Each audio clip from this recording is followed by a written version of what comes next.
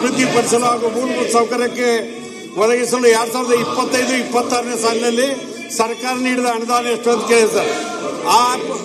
ಇದನ್ನು ಅಭಿವೃದ್ಧಿ ಮಾಡಲಿಕ್ಕೆ KMCನ ತಾವು ಕೂಡ ತಮ್ಮ CSR ನಿಧಿಯಲ್ಲಿ ದುಡ್ಡನ್ನು ಕೊಟ್ರಿ.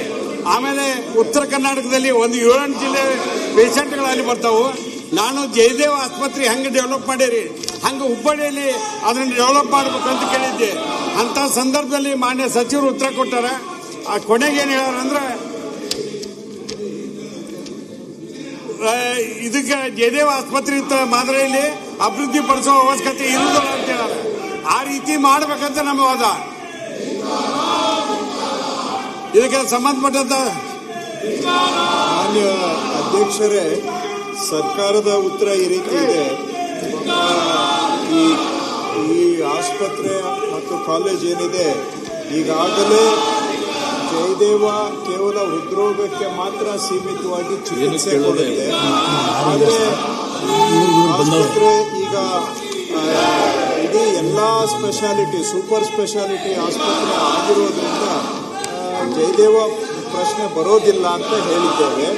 ಹಾಗಂತೇಳಿ ಇದರ ಅಭಿವೃದ್ಧಿಗೆ ಸರ್ಕಾರ ಸಂಪೂರ್ಣವಾಗಿ ಬದ್ಧವಾಗಿದೆ.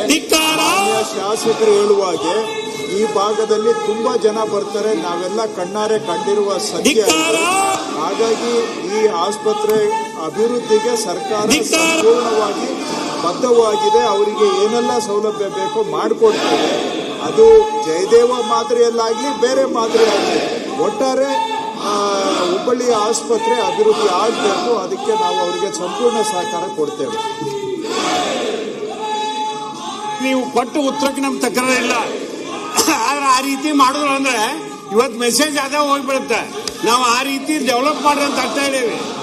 ಮಾಡಬಾರ್ದು ಅಂತ ಉತ್ತರ ಕೊಟ್ಟರೆ ತಪ್ಪು ಸಂದೇಶ ಹೋಗತಿ. ಅದು ತಿದ್ದುಪಡಿ ಮಾಡಿ ತಾವು ಹೇಳ್ಬೇಕಂತ ವಿನಂತಿ ಮಾಡ್ತಾರೆ.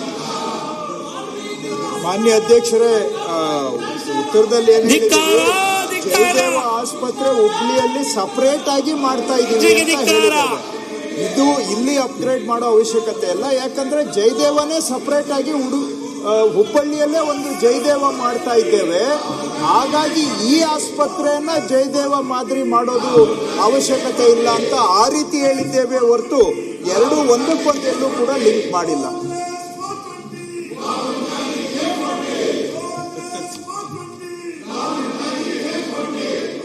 ಸುರೇಶ್ HK,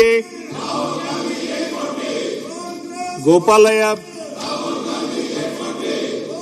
ಹರೀಶ್ BP, ಮಂಜು HT,